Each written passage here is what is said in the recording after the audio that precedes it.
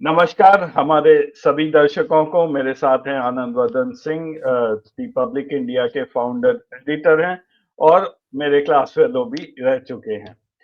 आनंद, आपका स्वागत है हर हफ्ते की तरह। मैं सीधे आता हूं अपने आज के टॉपिक पर। सबसे पहली बात तो ये है कि एक जनरल एनवायरनमेंट हमारे यहाँ पे इस वक्त देश में काफी सारी प्रॉब्लम चल रही हैं, एक के बाद एक। फाइनेंशियल इकोनॉमिक फ्रंट पर हमारे यहाँ प्रॉब्लम है, ट्रेड को लेकर प्रॉब्लम है, लोगों की सैलरीज नहीं बढ़ी हैं एक एक साल से। हमारे जितने भी डिपॉजिट्स हैं बैंक में वो कम हो रहे हैं, लोन वापस नहीं हो रहे। तो एक मंदी का जैसा दौर है और मुश्किल में पड़ी हुई है हमारी जनता, खासकर जो middle class, lower middle class है, उन पर काफी इफेक्ट हो रहा है। लेकिन अगर आप हमारी सरकार का रिस्पॉन्स देखेंगे तो जो हमारे मेन मंत्री हैं डिफेंस, राजनाथ सिंह जी बिल्कुल गायब हैं, दिखते नहीं हैं कहीं। यूएस ने अपना प्लेन भेजा, एयरफोर्स का प्लेन भेजा यहाँ पे, हमारे जो जो इलीगल माइग्रेंट्स थे, ये इन्होंने एक भी स्टेटमेंट नहीं दिया। निर्मला सीतारामन जी हर महीने आप जीएसटी की बात करने, लेकिन वो भी गायब हैं। अमित शाह गायब हैं, वो कहाँ गए? डिटेनीज जो इंडिया आए और किधर चले गए, कोई उस पर जिक्र नहीं है। पीयूष गोयल जी को भेजा गया, ये भी वहां बेइज्जती करा के आ गए, एक हफ्ता पड़े रहे यूएस में। आज तक गवर्नमेंट की तरफ से कोई स्टेटमेंट नहीं हुआ है कि आप क्या ट्रेड डील करके आए हैं। इधर मोदी जी इन्हीं दिनों, जब ये सब मुश्किल चल चल रही है, ये संसद छोड़ के कभी वनतारा चले जाते हैं, कभी मॉरिशस चले जाते हैं। आज ये मॉरिशस गए हुए हैं। क्या ऐसी खास जरूरत आ गई कि आपको पार्लियामेंट का सेशन छोड़ के आप वहां चले गए हैं और वहां जाके क्या कर रहे हैं? ना जाने से पहले कोई ब्रीफिंग हुई है, पता नहीं आके होगी या नहीं। तो ओवरऑल मैं आपका चाहूंगा कि हमारी गवर्नेंस बीजेपी सरकार की किस तरफ जा रही है? आनंद। अजय, दोनों चीजें हो सकती हैं। मतलब उसको दो तरह से देखिए। एक तो सरकार बहुत निश्चिंत है, सरकार को लगता है कि सब कुछ अंडर कंट्रोल है और चीजें बहुत अच्छा चल रही हैं, तो अपने को क्या है, अपना थोड़ा घूमना फिरना करो। मैं इस बात को इसलिए कह रहा हूं कि मॉरिशस जो हमारे गए हैं मोदी साहब, वो पार्लियामेंट्री डेमोक्रेसी की, वो लोक संसदीय लोकतंत्र की कितनी इज्जत करते हैं, इससे साफ जाहिर हो रहा है। संसद चल रही है और वो एक इतने विशाल देश में गए हैं, 12,65,000 की आबादी वाले देश में हमारे मोदी जी गए। 12,65,000 की आबादी वाले एक देश में गए हैं। मैं इसलिए इस बात को कह रहा हूं कि इतने विशाल देश में उनको जाना और कुछ ना कुछ बातचीत करना इतना जरूरी था कि संसद उनके लिए गौड़ थी। आ जाइए राजनाथ सिंह जी की बात। राजनाथ सिंह जी की बात जो आपने कहा ना कि उनके विमान आए थे, दो तीन चीजें समझ लीजिए। युद्ध का कोई भी विमान अगर आपके बॉर्डर्स क्रॉस करता है, दैट अमाउंट्स टू युद्ध, आक्रमण। इंटरनेशनल उसमें अगर आपकी बाउंड्री में कोई विदेशी जहाज आता है आपके यहां, तो बाउंड्री का उल्लंघन करके, तो वो आपके का युद्ध का घोष है। हमारे यहां से ये स्टेटमेंट दिया गया कि नहीं नहीं, वो आ गया तो क्या करें, वो तो नहीं। किसी और जगह क्या युद्ध, एयरफोर्स का जहाज गया, इस पे भी जवाब दे भाई। जब आप टोटलिटी में बात करेंगे ना, किसी और जगह क्या हथकड़ी बेड़ी में आदमी को भेजा गया, इसका जवाब दे। क्योंकि आपने 4 लोगों की फोटो दिखाई, वो हमारे जयशंकर जी क्या कर रहे हैं? जयशंकर जी जाके एक उल्टा पुल्टा नैरेटिव बना के हेडलाइन बटोरने की कोशिश करते हैं कि पाकिस्तान से जिस दिन पीओके मिल जाएगा हमारी समस्याएं खत्म हो जाएंगी। तो और सीओके को घलुआ में दे देंगे चीन को। मतलब पीओके लेके सीओके दे दीजिएगा चीन को। सीओके पे क्यों नहीं बोलेंगे? सीओके कब मिलेगा? कुछ उस पर भी तो बोलना चाहिए था। निर्मला सीतारमण जी मुंह छुपा के, मतलब एक स्टेटमेंट नहीं आ रहा है। शेयर मार्केट में हाहाकार है। जिस मिडिल क्लास को इन्होंने राहत देके दिल्ली का इलेक्शन में उस पर प्रभाव डाला था, वो मिडिल क्लास कितना खुश है इस समय। मतलब शेयर मार्केट की इतनी बढ़िया उसकी प्रोग्रेस हो रही है कि दिन दूनी रात चौगनी उसकी इनकम बढ़ रही है। निर्मला सीतारमण जी उसमें कैसे टैक्स लगाएंगे, देखने वाली बात। अमित शाह साहब के जिम्मे जो सबसे बड़ा काम इस समय था वो मणिपुर था। मणिपुर में कितना अमन चैन इन्होंने कायम कर लिया है वो अमित शाह ही जाना, इसीलिए वो उनको कोई कहने की जरूरत नहीं है। और पीयूष गोयल जी ये तो मदर ऑफ ऑल डील्स को नेगोशिएट करने गए थे। एक्चुअली क्या ये डील करते करते माल बनाना और एक राष्ट्र और दूसरे राष्ट्र से कॉमर्स की डील करना, ये दोनों अलग अलग चीजें हैं। और एक चीज, चूंकि ये डील बनाने गए थे यूएसए में, क्या करके आए यहां कुछ नहीं पता है। 4-5 दिन वहां क्या कर रहे थे किसी को कुछ नहीं पता है। लेकिन और ऑफिशियली पूछे तो कहा जाता है कि नहीं हमारे प्रधानमंत्री ने कोई एमओयू साइन नहीं किया। तो जयशंकर जी 2-2, 3-3 बार उससे उनकी यात्रा से पहले वहां जाके क्या कर रहे थे। मैं एक चीज और कहूंगा इसी के रेफरेंस में, दिक्कत सिर्फ यही नहीं कि लोग गायब हैं। अमेरिका आपको रोज कुछ ना कुछ कह रहा है और आप मुंह पे ताला लगा के बैठे हैं, आप बिल्कुल मुंह सिले बैठे हैं। शायद अकेला देश है पूरी दुनिया में जो चू भी करने की हिम्मत नहीं कर रहा है। वो चाहे कनाडा हो, वो चाहे मेक्सिको हो, वो चाहे यूक्रेन हो, वो चाहे ब्रिटेन हो, वो चाहे फ्रांस हो, वो चाहे जर्मनी हो, और सबसे बड़ा वो चाहे चीन हो। सब अपने अपना मुंह खोल रहे हैं और कह रहे हैं कि क्या अच्छा और क्या बुरा है उस देश के लिए।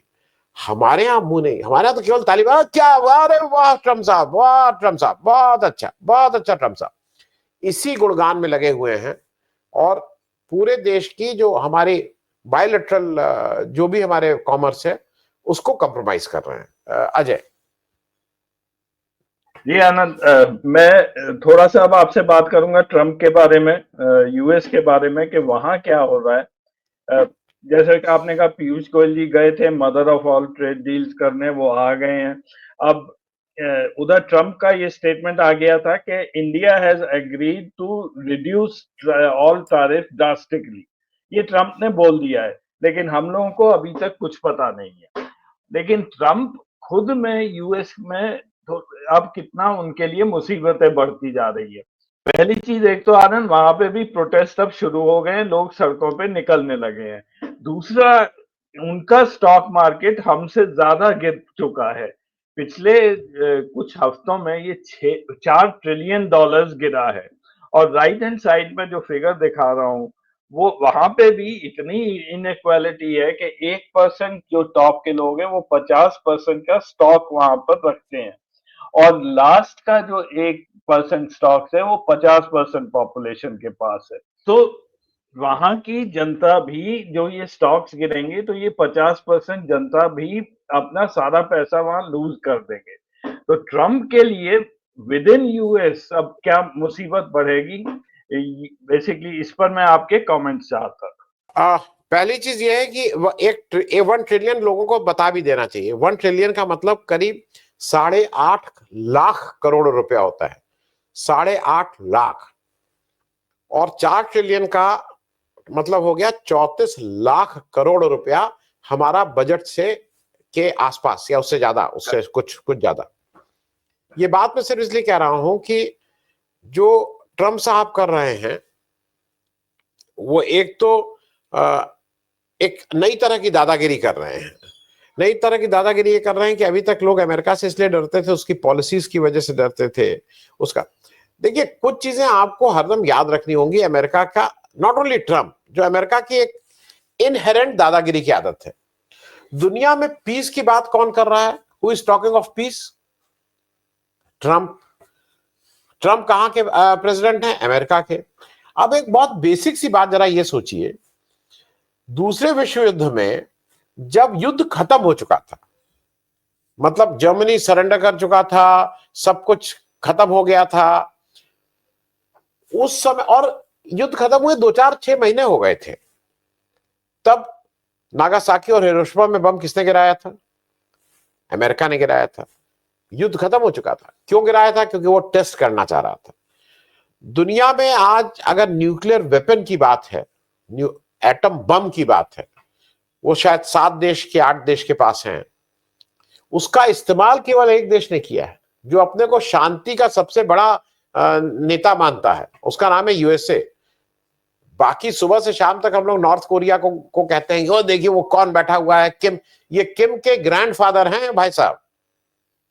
किम तो मुंह से बोलता है, ये तो मुंह से भी बोलते हैं, और इनके ये ऐसे देश से हैं जहां पे ये सब करके फिर आपको बताया जाता है कि क्या करना चाहिए क्या नहीं करना चाहिए।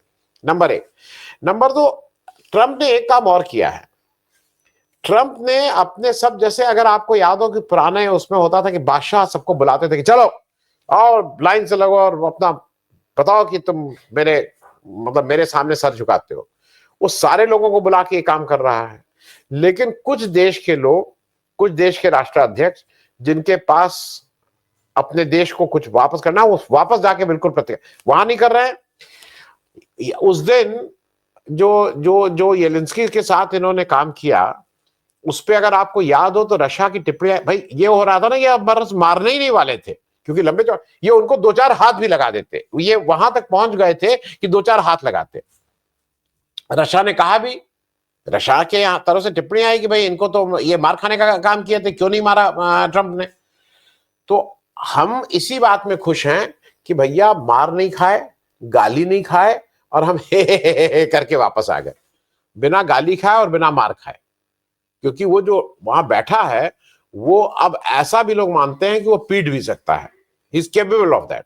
क्योंकि उनकी जो पुरानी कहा है, वो जब छोटे क्लास में थे तो अपनी अपनी टीचर को पीट चुके हैं, तो वो ये सब उनका हिस्ट्री है, वो पीटने में उनको कोई दिक्कत नहीं होगी। अच्छा, लंबे चौड़े भी हैं, ये भी नहीं है कि दुबले पतले हो कि भाई उनको कोई धक्का दे देगा, वो लंबे चौड़े हैं। Having said that, whatever Trump is doing, at least Trump is working in the, वो अच्छा होगा नहीं होगा वो हम लोग के आकलन है, लेकिन वो खुलेआम अमेरिका के इंटरेस्ट पे सारे डिसीजन ले रहे हैं, इसको तो कोई डिनाई नहीं कर सकता है। Trump is taking all the decisions which is benefiting America. Long run में हम लोग कह रहे हैं कि नहीं नहीं, वो अगर एड बंद कर देंगे तो ये खराब हो जाएगा इंपोर्ट, लेकिन वो आज की तारीख में on the face of it America के। हमारे यहां आप एक निर्णय इनका बताइए, एक बात इन्होंने ऐसी कही है जिससे अमेरिका से, आप अमेरिका जाने से पहले ही, अमेरिका की धरती पे पैर नहीं रखा था उससे पहले ही आप 32 या 35 या 37 चीजों पे आपने टैरिफ गिरा दिया था।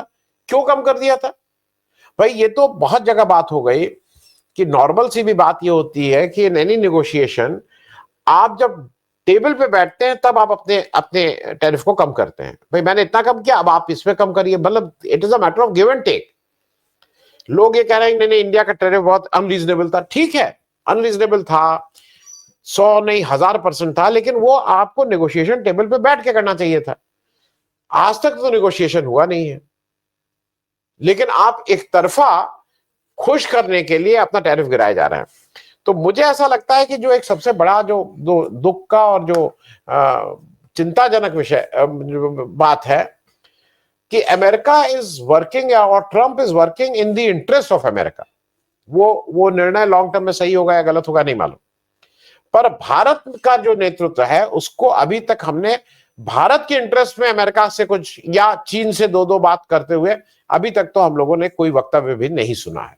अजय जी जी आनंद, अब मैं आता हूँ। एक मुद्दा है जिसका आपने कल डिस्कशन भी किया था अपने प्रोग्राम में, और वो बहुत ही इम्पोर्टेंट चीज है वोटर लिस्ट को लेकर। राहुल गांधी ने पार्लियामेंट में कल ये उठाया था, शोर शराबा भी मचा, फिर उन्होंने लोकसभा वहां पे थोड़े देर के लिए उन्होंने बंद कर दी, एटसेट्रा। इन्होंने ये कहा था कि सारे जितने भी ऑपोजिशन लोग हैं वो ये चाहते हैं कि वोटर लिस्ट पर डिस्कशन हो, लेकिन सरकार डिस्कशन करने के लिए भी तैयार नहीं है। अब यहाँ पे वो वोटर लिस्ट मिलेगी नहीं मिलेगी वो अलग सवाल था, लेकिन फिलहाल ये हो चुका है कि हम बात भी नहीं करेंगे इस पर। ये आनंद, मैंने सोशल मीडिया से उठाया है, बहुत सारे ऐसे एग्जाम्पल हैं, लेकिन एक वोटर लिस्ट के बारे में एक साहब हैं जिन्होंने लिखा है कि according to election commission data, this man Ram Kamal Das has as many as 43 sons, all living in the same house, और इनकी उम्र सबकी 37 ईयर्स है, 10 लोगों की, और कुछ लोगों की है वो 45 साल है। तो ये पूरी लिस्ट इन्होंने छापी हुई है, और ऐसे शायद बहुत एग्जाम्पल मिल जाएंगे अगर वोटर लिस्ट वो दे दें। और आजकल तो एआई का जमाना है, आप लिस्ट दीजिए, मेरे ख्याल से आपको आधे घंटे में पूरे हिंदुस्तान की लिस्ट वो प्रोसेस हो जाएगी और बता देगा कि कौन कहाँ है। लेकिन ये लिस्ट तो छोड़िए इस पर डिस्कशन भी नहीं करना चाह रहे। तो ये क्या मामला है आनंद? नहीं, ये अजय देखिए ऐसा है, दो चीजें थी। पूरे देश भटका हुआ था, ईवीएम ईवीएम ईवीएम। और अगर आपको याद हो भाई, मैं ईवीएम के मामले में मेरा वो ओपिनियन नहीं था जो बहुत से लोगों का है। मुझे लगता था कि नहीं, अब ईवीएम को लेके लोग कहते थे वो सीपीयू यूनिट, वो वोटिंग यूनिट, वो कैचिंग, वो उसकी डिस्कशन में सारा देश कितना डिस्कशन किया। लेकिन बीजेपी ने उससे आगे बढ़ के पूरे सिस्टम ही को कैप्चर कर लिया, और सिस्टम को ये कैप्चर कर लिया कि जो जो राहुल गांधी कह रहे हैं महाराष्ट्र के लिए, वो मैं फिर से दर्शकों को याद दिला दूं। महाराष्ट्र के लोकसभा चुनाव और विधानसभा चुनाव के बीच में, लोकसभा का जब चुनाव और विधानसभा चुनाव के बीच में करीब 75 लाख नए वोटर ऐड हुए। और महाराष्ट्र के पिछले 5 साल में 75 लाख वोटर ऐड हुए थे। तो 5 साल में 60 महीने में 75 और 5 महीने में 75 लाख। इसको लेकर राहुल गांधी ने मूल बात कही थी, which looks like कि, और उन्होंने ये भी कहा था कि जो हिमाचल प्रदेश के टोटल वोटर से ज्यादा नंबर हैं ये। तो ये on the face of it बिल्कुल ऐसा लगता है कि इसमें कुछ गड़बड़ है। दूसरा जो बात अभी आपने कही, वो जो दास जी हैं, राम कमल दास जी, उनके 43 बच्चे और एक ही बच्चे, ये वहां नहीं, दिल्ली में भी हुआ है। दिल्ली में एक एक एमपी के घर पे अगर 50-50 60-60 लोग वो कर रहे हैं, तो उसका एक दूसरा पक्ष भी था जो मैंने उठाया था। लेकिन उसका एक पक्ष तो ये था कि भाई एक एमपी के घर में 60 लोग 70 लोग कैसे रह सकते हैं। दूसरा ये था कि जब किसी एमपी को एक घर दिया जाता है तो हमारे और आपके टैक्स से दिया जाता है। हिंदुस्तान में परिवार की परिभाषा 5 है, जो मतलब माँ बाप या बीवी और एक बच्चा, या माँ बाप में एक नहीं, 5 की परिभाषा है। मोटे तौर पे माना जाता है कि 5 लोग एक परिवार में रहते हैं। अरे 5 का 10 कर लीजिए। आप वो कहते हैं कि मान लीजिए आपने एक धर्म विशेष में 4 शादी करके, हमारे हिंदू भी वो धर्म परिवर्तन कर लेते हैं, 20 कर लीजिए। ये 60-60 लोग कैसे हैं? क्योंकि इसमें दिक्कत क्या है, जब आप 60 लोगों को एक जगह रख रहे हैं तो उस घर की बिजली, पानी, रख रखाव जो हमारे आपके पैसे से हो रहा है वो भी ज्यादा होगा। तो उस पर भी क्वेश्चन उठना चाहिए। और मूल बात यह है जो राहुल गांधी कह रहे थे, जिसको आपने भी कहा था, जो इस सबकी जो अंडरलाइन है, आपका सब कुछ सही है। इलेक्शन कमीशन कहता है कि कोई भी गड़बड़ नहीं, सब कुछ सही है। They are asking a very basic thing, और वो कोई कॉन्फिडेंशियल डॉक्यूमेंट नहीं है, वो पीएम केयर फंड में का कोई दस्तावेज नहीं है कि उसमें आपने किसको दिया, वो कोई रॉ का डॉक्यूमेंट नहीं है, वो कोई क्लासिफाइड डॉक्यूमेंट नहीं है। वो डॉक्यूमेंट है जो ऑलरेडी पब्लिक डोमेन में आपने दिया हुआ था। वो ये कह रहे हैं कि लोकसभा के आप वोटर लिस्ट हमें दे दीजिए और फिर आप हमें विधानसभा की वोटर लिस्ट दे दीजिए। ये आप और हम जो भी तकनीकी का थोड़ा भी है, वो 1 मिनट से ज्यादा का टाइम नहीं है। It is just on the एक बटन दबाने से आपको ये चीजें मिल सकती हैं। ये क्यों नहीं दे रहे हैं आप? ये मैं समझ में आता कि बाकी चीजें नहीं देंगे, भाई ये क्लासिफाइड है, पीएम केयर फंड पता लग जाएगा कि किसने किसने पैसा दिया है, कहां कहां दिया गया है। नहीं नहीं, ये नहीं बताएंगे। ये आप कैसे नहीं बताएंगे? जिसकी बेसिस पे सारे चुनाव हो रहे हैं, वो कैसे नहीं बताएंगे? और सबसे बड़ी बात यह है कि इलेक्शन कमीशन इसके बारे में चुप हो जाता है। मैं एक और खुलासा कर दूं, क्योंकि ये भी एक, जैसे आप डिस्क्लोजर दे रहे थे, एक डिस्क्लोजर और दे दूं। जो राजीव कुमार जी गए और ज्ञानेश कुमार जी आ गए, तो अब ये हुआ कि राजीव कुमार गए, अब सब उसी को अब ये लोग याद ही नहीं रखेंगे, भाई वो तो वो जानते थे। नहीं, ज्ञानेश कुमार जी जो हैं, अच्छा एक और, जो वो हम लोग के स्कूल के हैं, तो ये जिम्मेदारी भी रखिएगा, हम लोग के स्कूल के हैं। लेकिन उनको था कि अब धीरे से बच जाएंगे, लेकिन नहीं, ज्ञानेश कुमार जो उस कुर्सी पे बैठा है उससे ये चीज मांगी जाएगी, और उस पे वो कैसे साइलेंट रहेंगे। जो मुझे सबसे बड़ा दुख लगता है कि अमेरिका में राष्ट्रपति ट्रंप 20 जनवरी को कुछ ऑर्डर्स निकालते हैं, करीब 35 ऑर्डर निकालते हैं, ये सब करते हैं, कुछ प्रोक्लेमेशन करते हैं, और उसके ऊपर सुप्रीम कोर्ट का फैसला 20 दिन, 25 दिन, 50 दिन में उनके कुछ ऑर्डर्स पे आ जाता है, जिसको चैलेंज किया जाता है। हमारे यहाँ चैलेंज करते हैं तो वो 4-4 साल, 5-5 साल, मतलब इलेक्शन कमीशन पे सुप्रीम कोर्ट कह रहा है नहीं नहीं, और भी कतार में और लोग भी हैं, तो इसपे तो बाद में अपना जब आएगा नंबर तो आएगा, तो उस कतार के हिसाब से तो 10-12 साल बाद आएगा। यहाँ पे इलेक्टोरल बॉन्ड्स को हम 5 साल बाद निर्णय देते हैं और ये कहते हैं कि हाँ हाँ ये गलत था, गैर कानूनी है, इसमें भ्रष्टाचार है। अरे लेकिन पैसा वापस नहीं लेंगे, जिसने इसने ले लिया तो ये हैंड एंड ग्लव्स लगता है। तो उसी तरह से जो इलेक्टोरल आ रही है, जो इलेक्टोरल रोल्स वाली बात है, वोटर लिस्ट वाली जो बात है, इस पे तो स्वतः संज्ञान ले लेना चाहिए। और अगर कोई कोर्ट, क्योंकि और कोई ऑप्शन नहीं है, कोर्ट में जाना ही पड़ेगा। अब कोर्ट में जाने से ये कितने दिनों में मिलेगी, और उसमें पोल पट्टी खुल जाएगी, पोल पट्टी खुल जाएगी कि किस दे, और उसके तो मॉक पोल हुआ, बहुत कुछ हुआ। तो ये करीब करीब अब स्पष्ट हो गया है कि बीजेपी के पास एक फ्लोटिंग वोटर्स है, जिसकी तादाद कुछ लोग 2 करोड़ बताते हैं। वो जब यहां वोट होता है तो उसको यहां से वहां शिफ्ट करते हैं, वहां से यहां शिफ्ट करते हैं। और अगर आप सोचिए कि देश की सत्ता पे, आपको सत्ता पे काबिज रहना है, तो ये कोई बहुत मुश्किल चीज नहीं है कि इतने वोटरों को वहां से हटा लो, इनको डाल दो, फिर हटा लो, ये सब करते रहते हैं।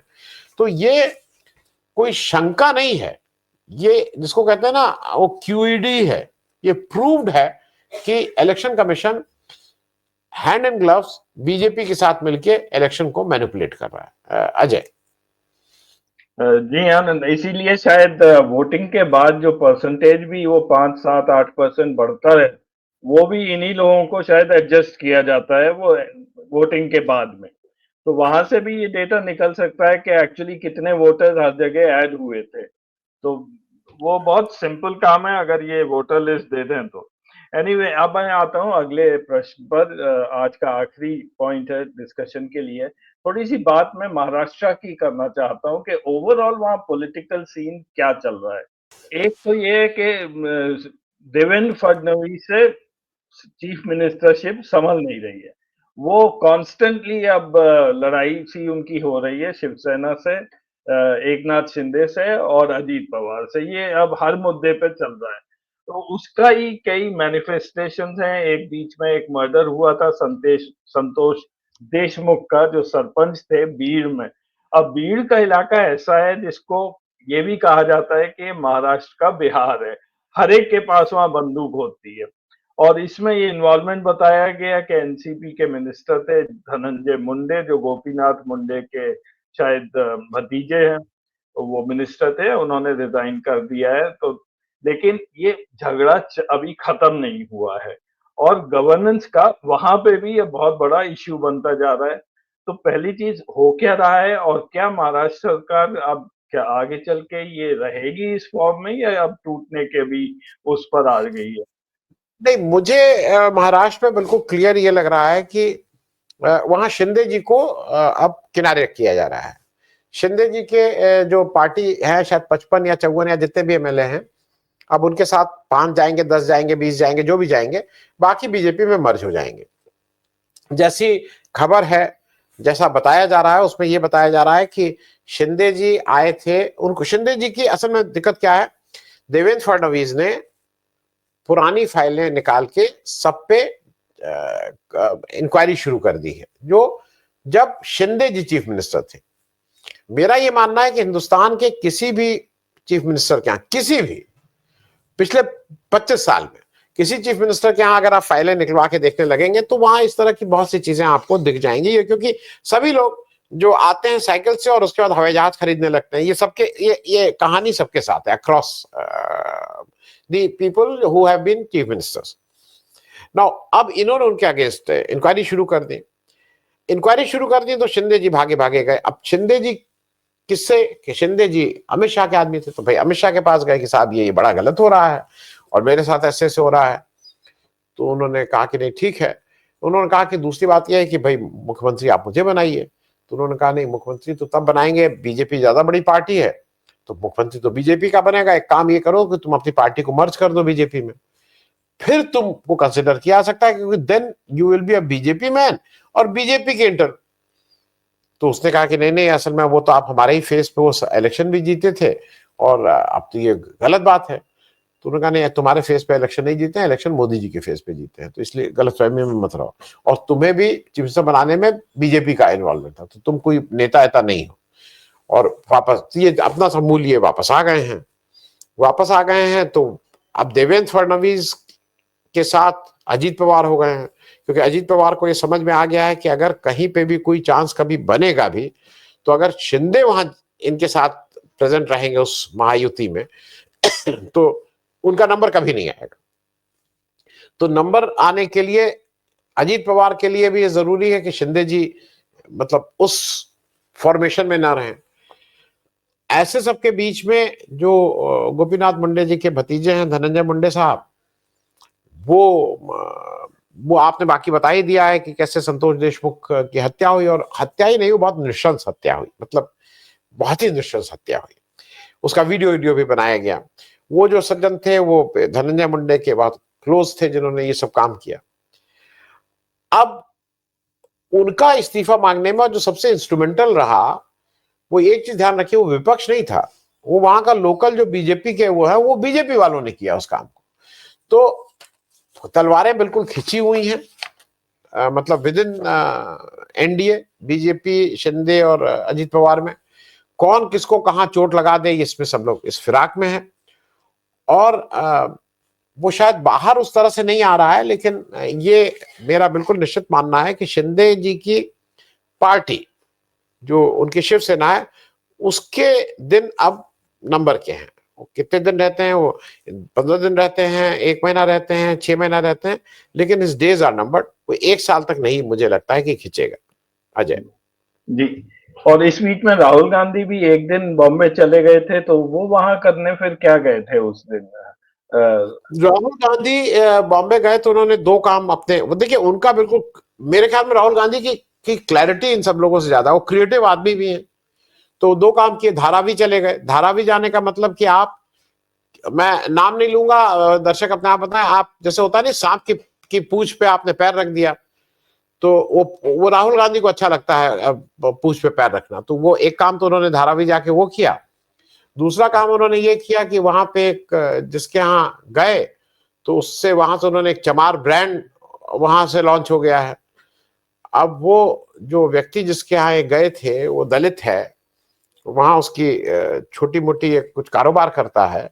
तो वो कहीं ना कहीं वो जो जातिगत जनगणना, इन लोगों को इनका ड्यू नहीं मिल रहा है, इनका पार्टिसिपेशन नहीं है, उस बात को और प्रमुखता से लोगों के विमर्श में लाना चाह रहे हैं। और जब मुंबई गए हैं तो वो वहां बहुत स्पष्ट हो गया है कि राहुल गांधी के विमर्श में दलित भी है, जातिगत जनगणना भी है, और इस देश में जो बढ़ती हुई असमानता है, किसी के पास बहुत पैसा और किसी के पास खाने को नहीं, उसके ऊपर भी नजर है। अजय जी, जी आनंद, थैंक यू वेरी मच। आज समय इतना ही है। आपके कमेंट्स हमेशा अच्छे रहते हैं। Thank you so much. अगले हफ्ते फिर मिलेंगे।